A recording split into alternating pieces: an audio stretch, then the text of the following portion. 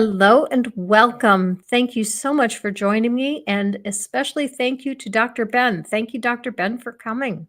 Hey, it's good to be here. It's been a while since It I've been on has your been a show. while. Yeah, I think the last time we were together was on your channel for one of your Bible study things.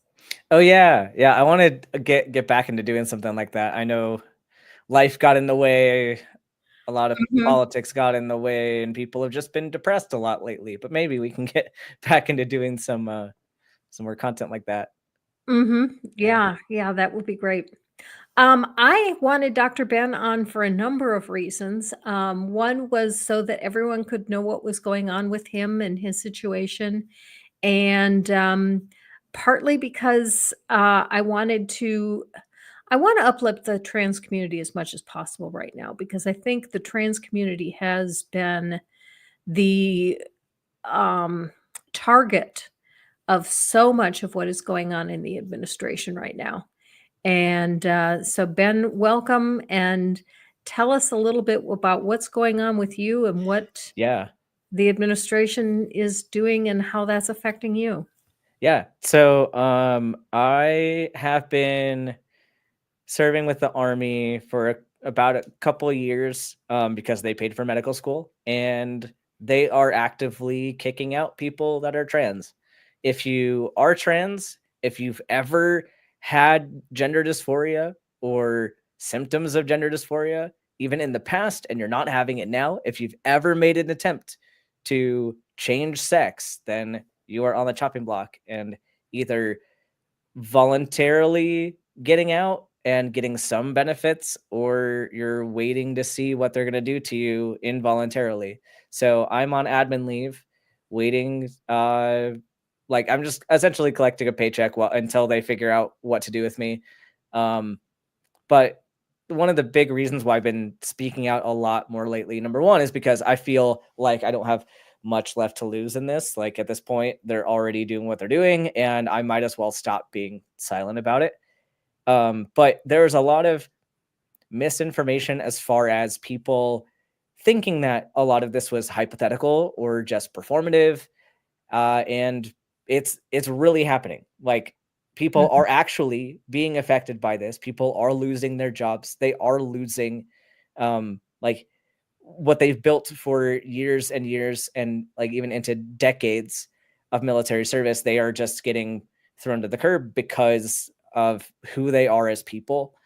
And if anybody's been following the court cases, it's been an absolute roller coaster. The arguments posed are absolutely incoherent because on the one hand they say, well, we're not targeting trans people, we're just targeting gender dysphoria, but they can't really explain why this is a different type of separation than any other.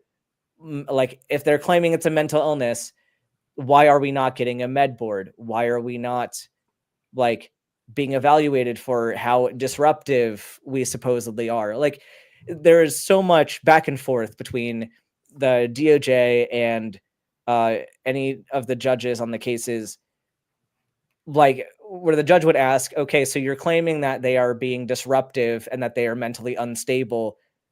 How many people are in this situation? And they can't give a number.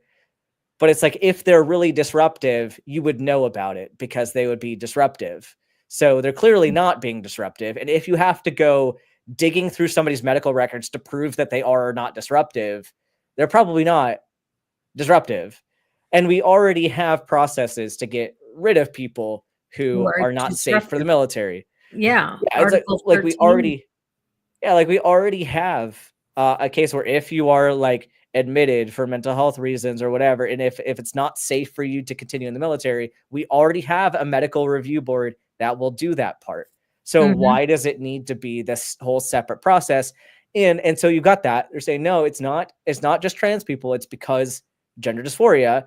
But then you have the Secretary of Defense going on Twitter and saying we're getting rid of trans, Mhm. and then calling trans people dishonest and lacking integrity, and that's why they shouldn't be in the military. So clearly there's animus. Clearly they are targeting a class of people and not disruption. So it's completely like their argument is all over the place. They can't justify any of it. But like, it's just so frustrating to me that, like, I know that the Trumpers are going to be Trumpers. Like, it's very hard to persuade them of anything, but I'm most angry at the people who are normally in our corner that had some beef with Kamala Harris or had some beef with the Democratic Party, that they either decided to protest vote or decided not to vote and helped in this situation. Like, Mhm. we may not have been able to completely avoid this, but the fact that people were so caught up in having a perfect platform or having a perfect candidate that their actions have caused thousands of people to be on the chopping block. And even outside the military, trans people across the country are losing access to healthcare. They're losing Yeah. access to support systems. They're losing access to changing their documents and being recognized as humans in our society. And so people who did not take a stance and did not vote, like, I am incredibly angry at those people, and I feel I have every right to be. So, like, I know our audience is like, they're not the people I'm really addressing with this. Like, most of our audience are, equally frustrated. But the whole point is, this is real. All of this is real. It is not hypothetical. The damage is being done, and we Mhm. need everybody to stand up and be vocal against it. As long as it's safe for you and you're willing to take those risks. Right. Right. Yeah. Because, yeah, it is unsafe for some people. I know Jenny Morgan said she's lost access to her medications, Yeah. and that is really horrific. Yeah. And yeah, I don't know how she could survive without them. Yeah. Okay, we've got a couple of comments I want to get to. First, from Miranda. We tried to tell people and they voted for him anyway. People keep saying, what rights is anyone losing? While people are actively losing rights. Yep. Yep. Yeah, exactly.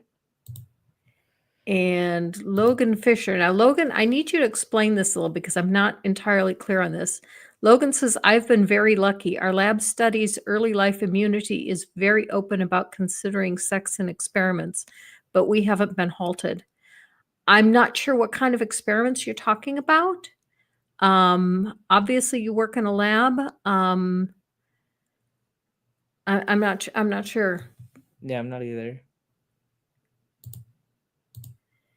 And then Miranda said that would be the same Secretary of Defense that shared military plans with a journalist in a group chat, and we have Yep. to take him seriously because of the position he's in. Yeah, Yep. absolutely. And this is something that bothers me too, is that, like, in my short time in the military, like, there are so many people who get away with not doing their jobs, and so many people getting away with poor conduct. And the fact that you are willing to get rid of people who are excelling in their jobs and excelling in their service because of their identity, but Mhm. you're willing to keep in and, like, defend people who are not contributing in the same way. Mhm. Like, the people who claim that this is a merit-based thing and they want to bring back merit-based society, like, you're doing the exact opposite of it. Like, if Right. that's the case, if you meet the standard, you meet the standard. And if you are doing your job well, you're doing your job well. And then get Mhm. rid of the people who aren't. Like, go in, get rid of the people that are not performing, that are having disciplinary issues, that can't do the job. Stop fighting for them and start holding people accountable to those standards and reward those people who are doing a good job. Like, and what's going to come of this too, like, even in, like, 4 years from now, if everything is reversed, people aren't going to come back, because Yeah. if their career is a roller coaster and you don't know, like, if my right to serve is based on whoever is sitting in the White House, like, then I'm not going to take that risk. I'm going to go be happy somewhere else. And especially if we have a military that, they're trying to take pride in and trying to make threats on the global stage, but you're kicking out very valuable service members. Like, there are commanders in theater that are getting pulled from their units. Like, you're going to take an 06 from the Pacific Theater right now when you're making threats against China.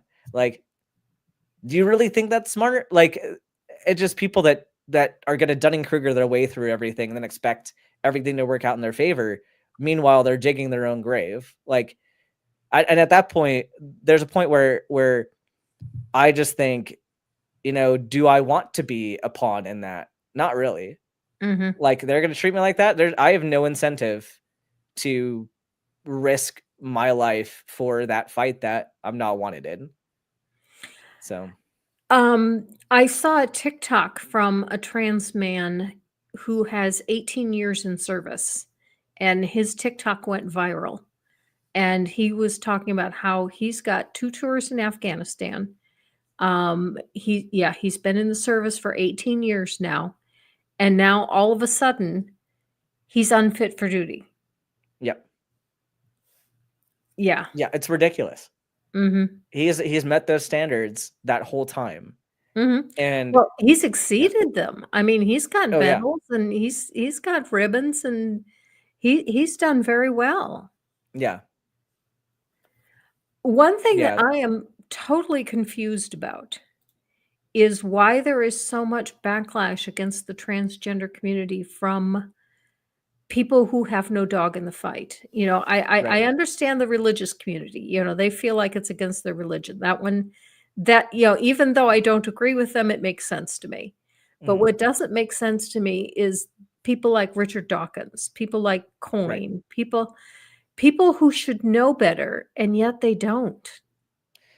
Yeah. Yeah, and the question there is, like, how much do they believe what they're saying, and how much are they trying to be relevant in a society where they're less Mm. relevant?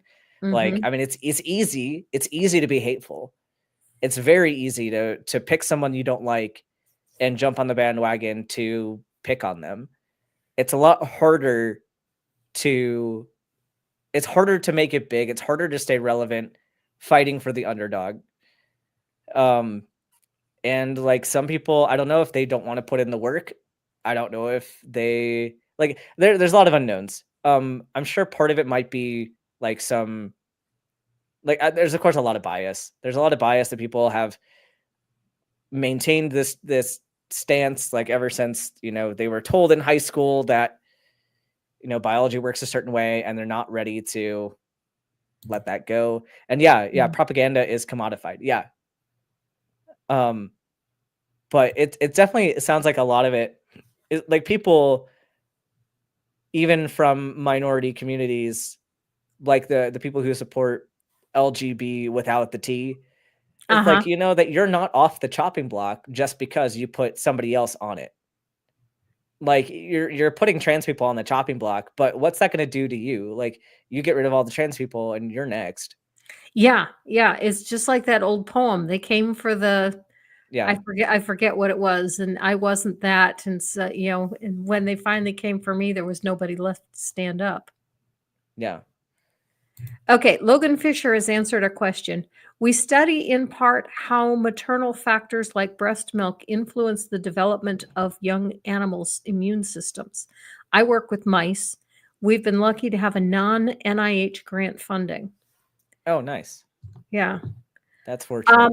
One thing that I think is really important to watch is what's been oh, wait, before I go on, Kentucky Atheist says, "You've been killing it, Ben."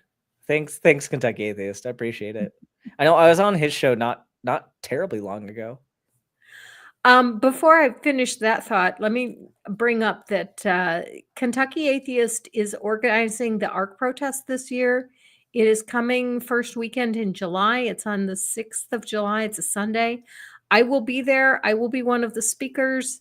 Um, if you have, $10, $15 that you could donate toward that, Kentucky Atheist is trying to raise some money to put that on, and he's doing it pretty much by himself. He's getting some assistance from Kentucky Free Thinkers, who used to put it on, but haven't since COVID, but they're getting ready to start taking over. But Kentucky Atheist wanted to bring it back, and I'm really proud of him for doing that because it's an important event to me.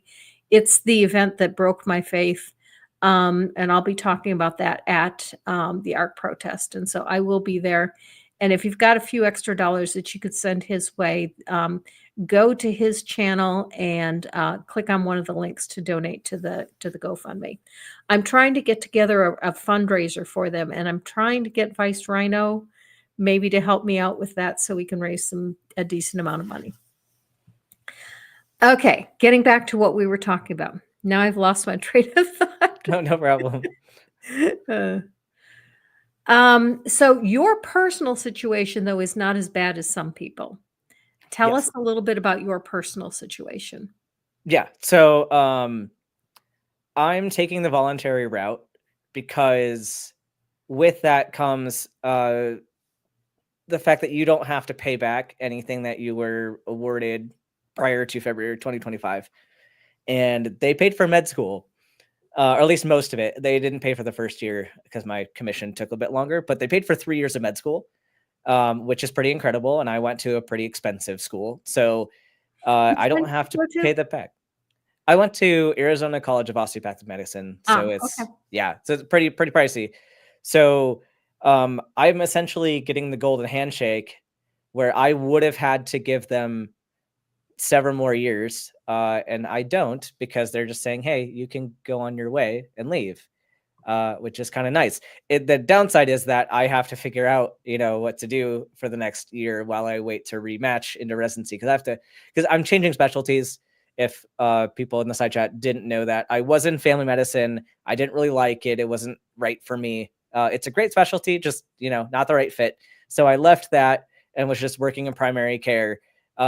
So either way, I have to reapply for residency in internal medicine. And so I'm just going to apply civilian, but that leaves like a gap year of where I need to kind of like save some money and figure that out. But at least I'm still walking away with less debt than my like classmates in med school. So that is kind of nice.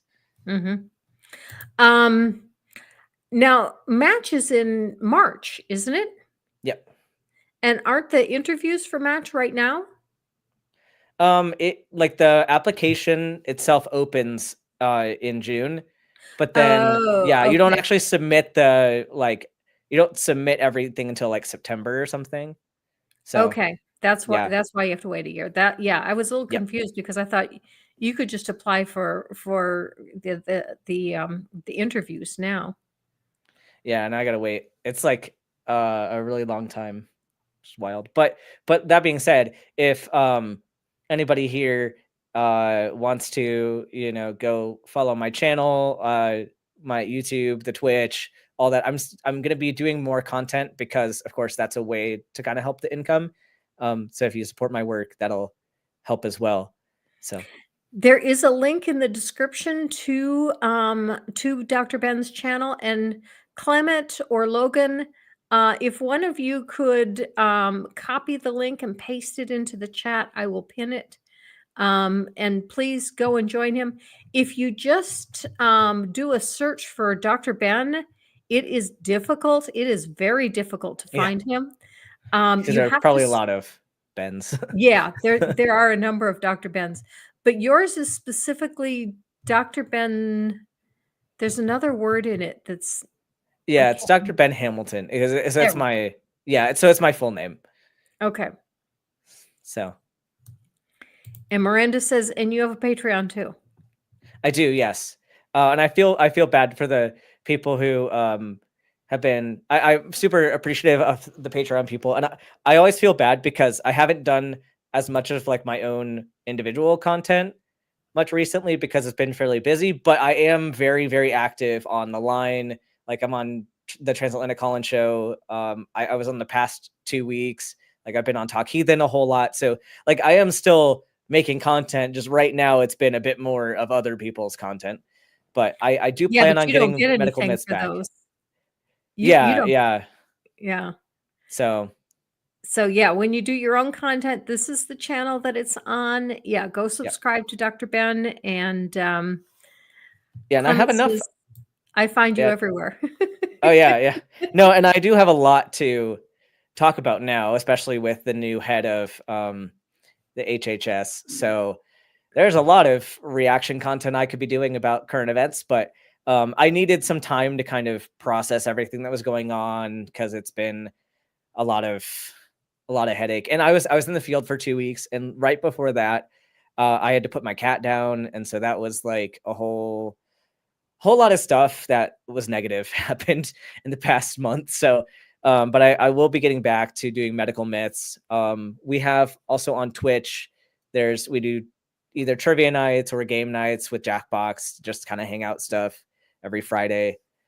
So there's some stuff going on if people want to hang out. Okay. Very good. Very good. Let's see. So what else do you have going on? I got a puppy. Oh, So nice. a lot of my time, like this is a puppy. So a lot of my, I guess, recent downtime has been potty training the puppy and going on walks and playing soccer and doing all that with the dog. And then like jamming with Bree on the patio and stuff. So like I've had some good like mental health time, which in all fairness, I needed. But yeah, it's just been that and shows recently. Okay, and you mentioned to me that you were going to NanoCon. Yes, I am. I should mention that. I am going to NanoCon, and I am going to be a panelist at NanoCon with. I'm on a panel with Godless Engineer, John the Skeptic, Secular Rarity, and somebody else. But it's about content creation, so it should be a pretty chill panel. But yes, I will be there. And I'm also planning on being at the Bat Cruise in August as well. And What's then I'll the Bat see Cruise? with the ACA does their annual Bat Cruise. Okay. So I'll be at that as well. And then trying to plan out any other conferences to try to be at in this next year, since, I'll have the ability to travel wherever I want to. So we'll see what else comes up. I will also be going to NanoCon. That should be a good Yes. weekend. Yeah, it'll be great. I'm excited. Let's see. Okay, so medical myths. Do you have anything planned for that? For medical myths, I have several topics that I need to get into, I guess, to catch up. But really, like everything that's been going on with this administration, like I'm going to talk about measles. I need to talk about swimming in sewage water. I need to talk about, I guess, RFK was doing raw milk shots, and like I gotta talk about that. There's so much content. Like the content is being made for me. Like this is why I need to get the show back. Like the content is happening in front of my eyes, and I've just been like so annoyed that I need to be in the right mindset to cover that stuff. I also do want to cover some more trans related things. Like I have yet to do my own debunk of the Cass report because I was not in the right mindset to tackle that. But I think now I'm a bit in a better headspace to do that. So we'll bring things that people want to do. Oh, and I do have to do a show because we did hit 3,000 subscribers recently, and so I owe the audience something fun. I know Miranda has been hanging out there, but I think what I might do is do a like a live reaction to like earlier shows that I did, like when I first started the channel, or like my first call-in shows, and I'll just kind of do like a throwback and see how I've improved since then. It might be a fun little positive like thing to just look back on everything that's happened. So what you said about RFK is so true. I saw something recently where someone put together RFK talking about, okay, these are the new COVID vaccine guidelines. This is what we think is best for children. And then his being in front of the Senate saying, don't take medical advice from me. Right. It's like, then maybe you're not the right person to be in that position. Exactly. Yeah. You're admitting that. If we can't take medical advice from you, then why are you giving us medical advice? And this is something that I talk about frequently. And like, and Mhm. you understand this from a legal perspective. Like when you hit any kind of like level of your field where you have to be licensed to provide that service, you Mhm. understand the level of accountability that you have to do it right and to give correct information. Because Mhm. you know that if shit hits the fan and if something goes wrong, you're on the hook for it. Like Yeah. Yeah. I think of all the times in med school, even when we were taught like medical ethics and medical jurisprudence and stuff, and we had to sit in on a medical board where they disciplined people for inappropriate actions. And it's like, especially being a physician and not being something like with a lower certification, you don't have a lot of wiggle room to stand in front of a courtroom and defend certain things, like, because Mhm. they will use your title against you, and they'll say, doctor, you knew that this was not within your scope, you knew that this was an inappropriate action to take, and you still did it. Like, you can't, like, at a certain level, you don't have the freedom to say, I just didn't know better, Mhm. because Mhm. whether or not you did, you knew that you could look up that information. You knew how to obtain the information of whether or not you should be doing a thing, and you didn't, and you did it wrong, and you're held accountable, even if it was the best intentions. And like, that's the same thing like with lawyers. It's the same thing Right. People with will ask me for legal advice, and I have to tell them, "I live in Alabama, but I'm not licensed in Alabama. I'm actually licensed in Texas." And so I could, if I went back to Texas, I could give someone legal advice, but not here in Alabama. yeah, and so it blows my mind when, and like, and this is where you get like a huge spread of misinformation as well, because on the internet you have people who are not licensed and not credentialed in anything being the most vocal because they can. If they stood Right. in front of a courtroom, they could say, I didn't know better, I was just exercising my First Amendment right to free speech, and they don't have to take my advice. Right. And like, so they're Exactly. allowed to do that, but anyone who has that knowledge can't really, you can't give medical advice on the internet. Like, you can't Mhm. jump in and say that. Mhm. And so the overwhelming advice that they're going to get is bad. Mhm. And so like, it bothers me when someone without the without even the knowledge of accountability, like, until you're faced with that level of accountability, it's hard to understand why you would hold back so much. Um, so like, when someone is easily accepting that high like position where there is liability, and like, maybe if you're going to stand up there and say, oh well, I just didn't know better, maybe you're not the one for that position, and you should have the humility to step down. Like somebody who is licensed and not the right person for the position, most of the time they're not gonna risk those those consequences. They're not going to risk being sued over it. They're not going to risk losing their license over it. So they're going to say, "Oh no, thanks. I'm not interested. I'm not the right person." And so Right. that's why people like this get in charge. And it's mind-blowing that people can get a confession like that and still think, "Oh yeah, no, this is the person we're going to keep." Like, no. Stop. Just a housekeeping item. My internet signal is weak. So if I freeze or disappear for a moment, just keep going and I'll be back. No problem. I've been seeing you freeze a bit, Ben, and I know you're not freezing. It's my internet. Oh, okay. I was like, it might be me. But I've been having signal problems all day, okay. and I really don't know why. I have no idea Hmm. why. Maybe it's God smiting our stream. Well, the thing is, though, I had more problems with Duolingo this morning. When I was doing Okay. Duolingo, it wouldn't load because I only had 1 bar. Oh, got it. Yeah. Okay, and Miranda's comment brings up a topic that I kinda wanted to get to anyway, Mhm. and then other uneducated people don't have a good sense of who to listen to. Yep. Oh, I'm sorry, I should have taken this one first. It's really unfortunate because any random idiot on Twitface could get away with saying, "Don't listen to the doctors, you can cure that by putting happened to me on a stream. I I was on a stream with some people and they started bringing up COVID, and I actually, it was actually my fault in that I brought up the topic.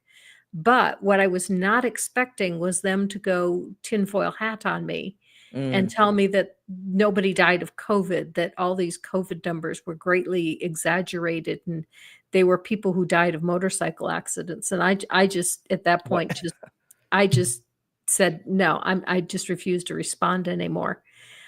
And maybe I shouldn't have. Maybe I should have brought up how personal this is to me. My daughter handled the first pediatric COVID case in the United States. She couldn't tell us that until Yeah. a year later, but she did. And she couldn't tell us because, nobody even knew that children could get COVID at that point. Hmm.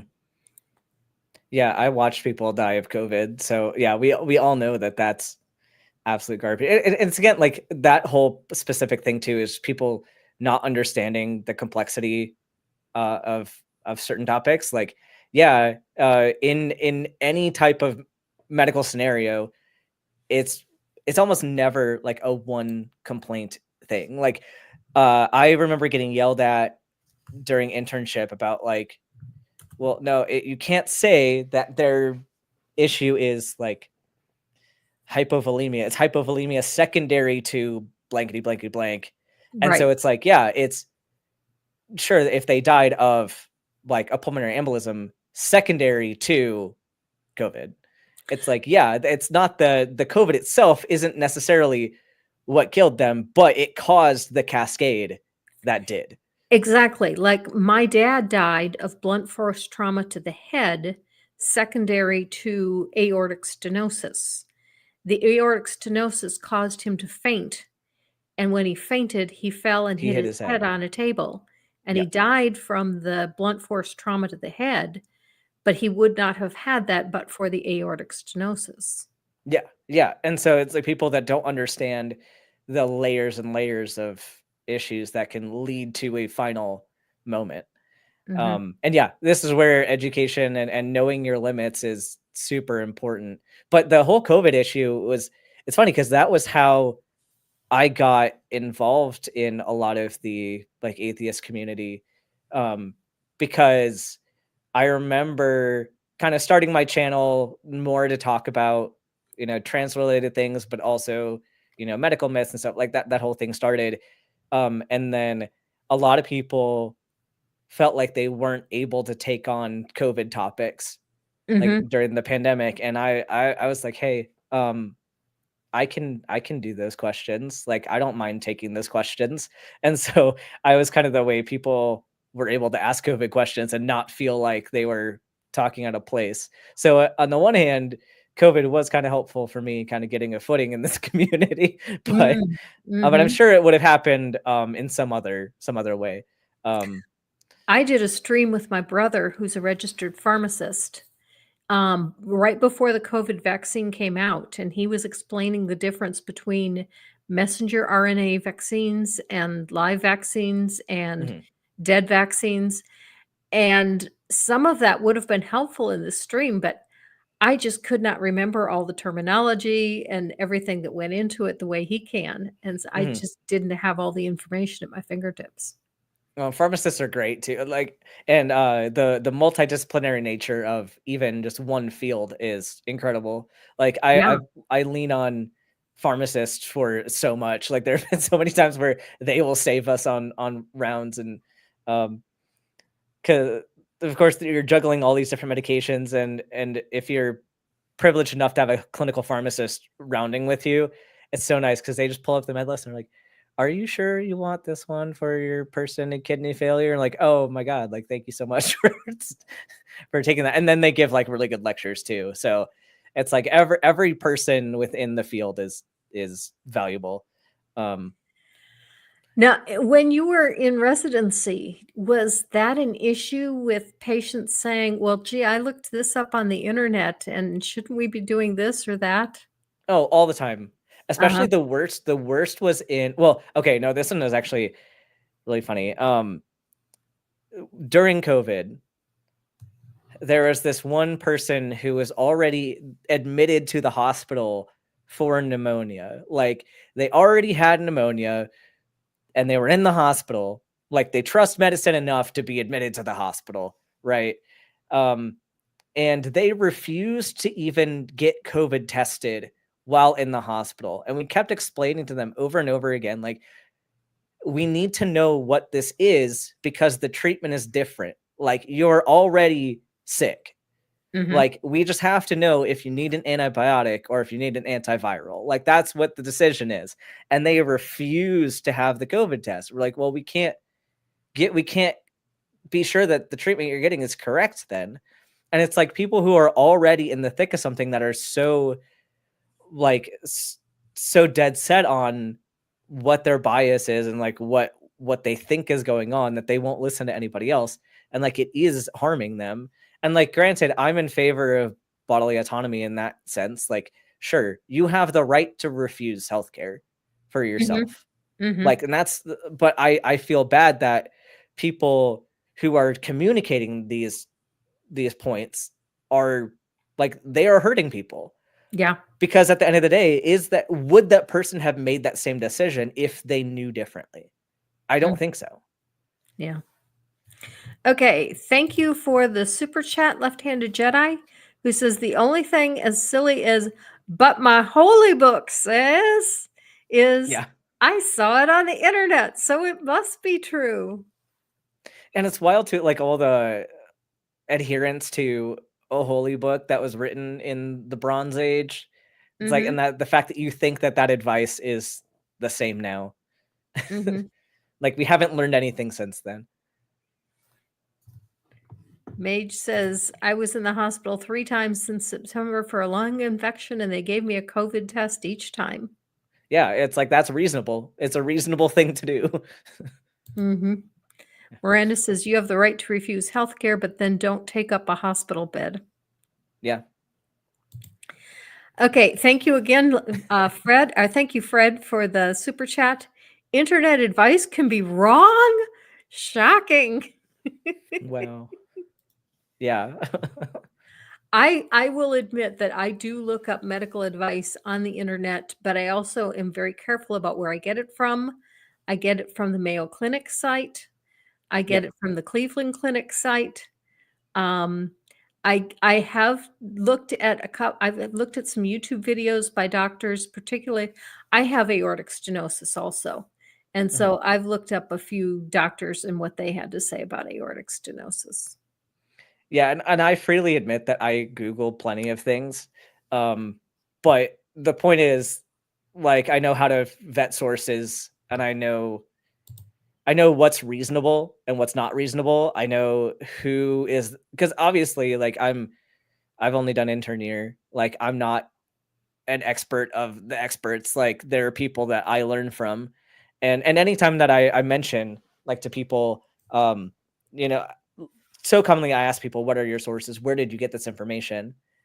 And like, I will cite various medical organizations like the AAFP, I'll cite like the AAP, etc. I'll cite specific experts, specific papers and stuff. And so, like, it's okay to look things up. It's just important to know what's a reasonable resource to use. And if it sounds, a lot of times too, if it sounds too easy to understand and it sounds like too simple, it's probably wrong. Like, because like a lot of times people make generalized statements about whatever is being said. Like, no, but this study was for a very specific subset of people in a very specific situation. And like, you have to demonstrate that this is generalizable beyond what the study said. But yeah, but paywalls suck. I think that's part of it too.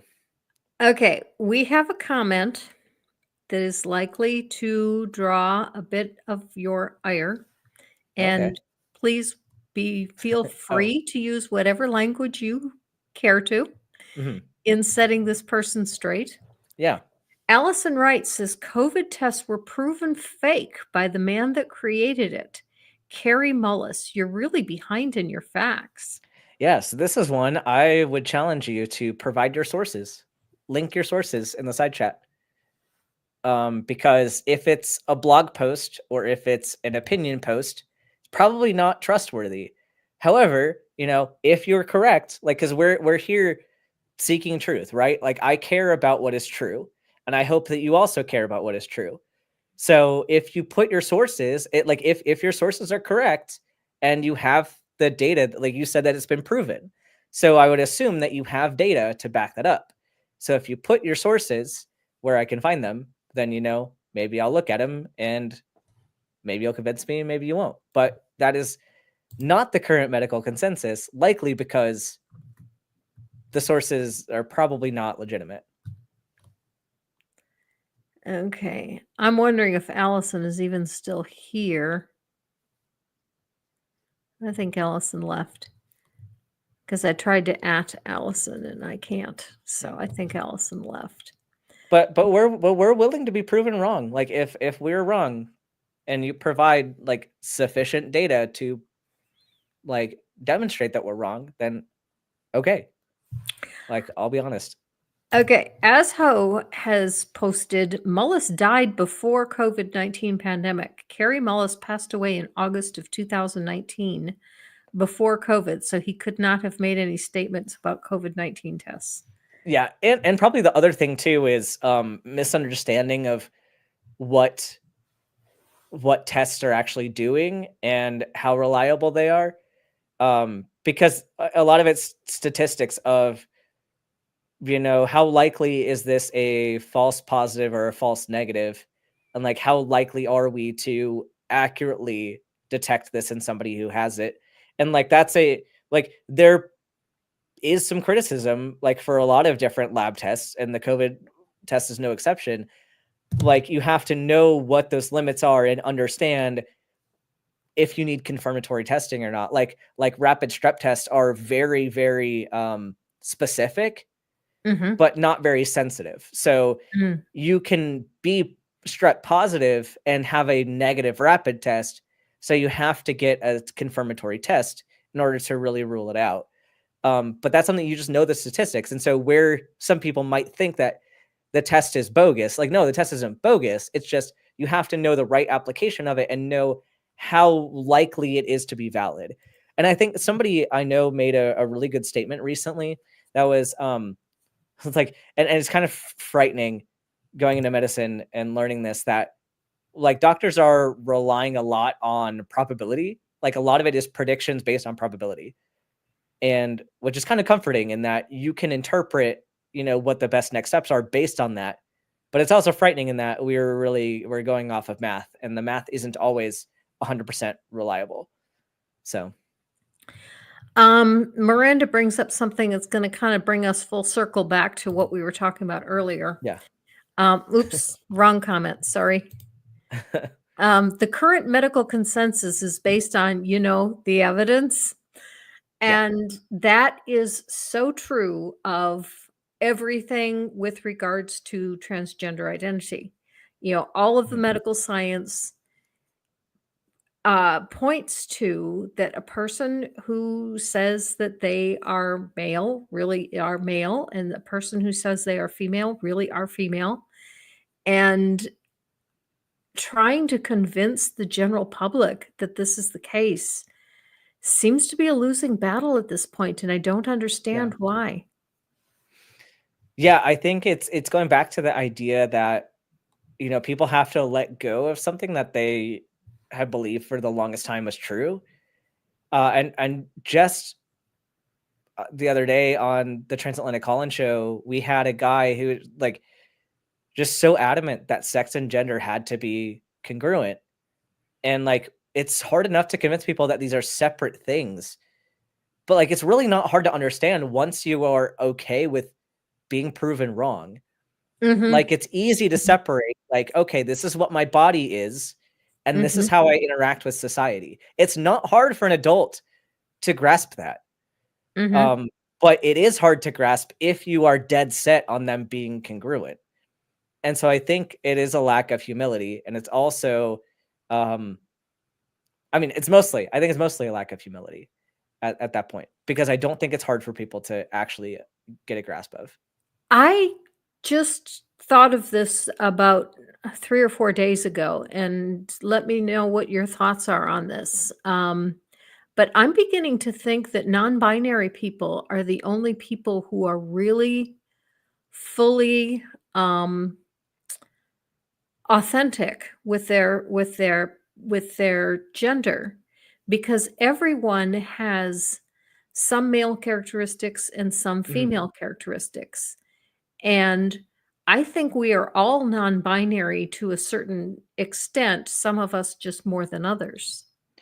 Yeah, and I tend to sit in the, like, gender abolition camp, which Mhm, you kinda might be there too, where gender, it should be like, at least gender labels are something for you personally to communicate better with other people. But mhm, at the end of the day, like, we should not have to live in a society where you have to perform gender in order to be treated the way you want to. mhm. I don't think we're ever gonna get there. I don't think a purely, like, gender abolished society is possible based on how we've structured our society, but I do think that that's the ideal. I think it's like, it doesn't matter, like, because really, whatever traits you have that are masculine or feminine, whatever, it should not matter. Like, you are you, you're an individual. O Um, but Okay, now I know when I go for a doctor's appointment, they ask for my gender and for my sex, and there are some things in medicine that are a little bit different for biological females than biological males. mhm. One in particular, I know heart attack symptoms are different in biological females than biological males. How much does that need to be taken into consideration if we Well, were at to least go through? with heart attack risk, we're noticing that, trans people on hormones have a more similar risk to the gender they identify with, as opposed to their birth sex. Interesting. That's fascinating. So, I think a lot of it depends on, like, for a long time, we've relied on lumping all females into one box and all males into one box, and not Mhm, really taking into account that there are a variety of factors that equate to different risks. Like, obviously, um, 2 cis women might have completely different risk factors for uterine cancer because one person might not have a uterus. So mhm, it's like, obviously, you don't have to do the same screening test for someone who had a hysterectomy a long time ago that you would for someone who hasn't. And so instead of thinking about it as, do you fit into one box or the other, it's, are you are an individual, these are the characteristics that you have. Here's how we need to treat you based on what features you have, or like what hormone activity you have. Um, and so it does get a bit more sticky. Like, there's of course places where you have to generalize a bit, like, because every time you write a paper, you're not going to list every single characteristic of every single person in your study. Like, that's not reasonable. But what studies are doing is they're looking at one variable at a time. And so that it's reasonable to say, okay, we're studying women, and here's what we mean by that. But as far as healthcare, like, that should be as individualized as possible anyway. So, like, you can have your guidelines for, if a person has a uterus, this is what they should be screened for and all that stuff. So I think we're just heading into a bit more individualized care as opposed okay. to just keeping it super general. Mhm, mhm, mhm. One thing that came out in Free Flow, Seth Meyers was talking about, inequality, and he brought up that medical studies very rarely included women at all Mhm. until about 30 years ago. Yep. And it was brought up that, the female clitoris was not even mapped Yep. until 2005. No one wanted to study that. Yep. It's just amazing how much, um, the medical community has ignored females for a very long time. Mhm. Yeah, it's true. Mage Grey Wolf brings up a really good comment. Gender is part of sense of self. Who are we to tell someone who they are? Exactly. Yeah. Exactly. And And yeah, yeah, that is exactly what I say. Who are yeah. you to tell me that, if you look at me and say I look like a Wilma, and Mhm. you start calling me Wilma because I look like a Wilma to you, that That's ridiculous. yeah, that's as ridiculous as telling someone that you look like this gender, therefore you are this gender. Mhm. Yeah, and with anything else, like, if you ask people, hypothetical question, if you were to take your brain and put it in somebody else's body, most people, especially in the atheist community, would say that you are what your brain is. Like, your brain, like, yourself is an emergent property of your brain. And if you put your brain in someone else's body, you don't become that other person. You're still you in that other body. But for some reason, people can't understand that, like, the brain takes precedence over the physical form that the rest of your body takes. So Okay. Okay. it's just like an interesting way of thinking about how do we view identity, I guess. And like that, Yeah. and that's something I know a lot of the atheist community has philosophical questions on, like, what is your sense of self? What is identity? Like, especially if we're not hinging on a God telling us what our identity is, and we don't believe we have a soul. Like, so what contributes to your identity? Like, how do we decide who you are? Where does that stop? And I know there could be plenty of other shows just related to that. Like, how do you determine your sense of self as an Mhm. atheist? I recently did a video where I talked about that a little bit, that, I was talking about NDEs and CDEs, Yeah. that's near death experiences. I'm sorry, OBEs, out of the body experiences, Mhm. because this apologist was saying that this was proof of the supernatural. And yet, uh, it seems to be a very natural thing. It seems to happen to everybody. There's, um, where was I going with this? Sorry. Oh, um, sense of self. Oh, no, it was brain. The Yeah. he was trying to say that, we are more than our brains, that our sense of self is not contained within our brains, that it continues even after you're dead, but we really don't know that because these people were not dead. Even Mhm. though clinically they were declared dead, because they came back, they were not dead. And Mhm. I'm wondering, do we really know what dead is? Yeah, and that's another great question, because we have our means of defining it medically, Mhm. but we don't know what there is beyond that, because obviously you can't be dead on behalf of somebody else. Like, you can't experience that. Mhm. Um, yeah, so it does bring up a lot of questions. Mhm. Mhm. And then there's those people that are, I find just mystifying, that they have a medical alert bracelet, their heart can stop for a certain amount of time. Don't declare me dead. I'm not Yeah, dead. yeah, yeah, Ugh. yeah. It's pretty wild. Well, we are almost out of time. Is there anything that you would like to bring up that I haven't asked you about? No, I think it was a great conversation. Just yeah, come hang out over in Medical Myths when I finally decide to start doing that again. And come hang out in trivia with me over on Twitch. Okay, and so I did not link your Twitch. If you send me Yeah, a copy of your Twitch link, in fact, if you want to put it in the private chat, I'll put it up in the side chat, and then after the show, I'll link it yeah. into the description. Where did you say, the private chat or Yeah, put the? it in, or Yeah. or you just put it in the chat, and I'll pin it. Okay, Either one. do that. I'll put it in the side chat here. I didn't know if some people have modding set to where people can't post links if they're not a Right. mod. So, I'll well, I just. am a mod in your channel though. Oh, okay. So, There we go. Okay, whoops, but wrong one. but I've got yeah, it's for people who are less familiar with my content and who missed it earlier. There's my two channels are distinct for a reason, because the audience is different. So like on YouTube, it's more like science content, more academic content and that stuff.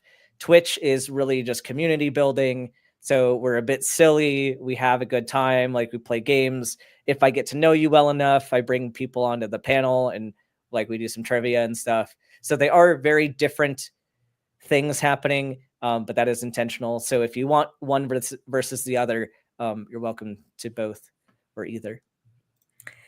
Clement Green says, any workout tips, Dr. Ben? Your arms are looking fine. I haven't been working out much, but I am on exogenous testosterone. So I can't give that advice, though, for people to start taking steroids unless they are prescribed by your doctor. But other workout tips, I've just been, well, actually, I guess I have been playing with my puppy a lot. So I will say, I will give this advice. Play with puppies as long as you are not allergic or have any other reason to not play with puppies. But if you can play with puppies, go play with puppies. That actually was a PE class that Robin had an option of taking Awesome. at Auburn. Yeah, playing with puppies is a physical education class offered at Auburn. It is extremely difficult to get into that class, however. Yeah. I bet. Robin tried every semester to get into that class and never succeeded. Oh man, I guess they need more class sections of playing with puppies. Yep. Maybe I'll have to do some like live streams of me just walking the puppy. Talking That's while I walk not a the bad puppy. idea. Puppies do tend to draw attention. Oh yeah, they do. And he's cute. He's a cutie. And Miranda says, damn, I went to the wrong school. Right. Okay, well, we are about out of time. Thank you so much, Dr. Ben, for coming and giving us that update. I am sure hoping that we can get allies to support the transgender community, because I think they are the community that is most in need at this point. Mhm. And, you know, stand up for trans rights, stand up for people's being able to identify as they so desire. Absolutely. Thanks for having me on. My guest next week is going to be John Loftus. I don't know how I missed the boat, but somehow I did. John Loftus is an author who's written at least 10 books and has been a member of the atheist community for a long time. And I only first heard about him about a month ago.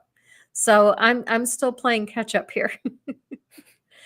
So that is coming up next week, and appreciate all of you for your questions and your comments, and just live your life.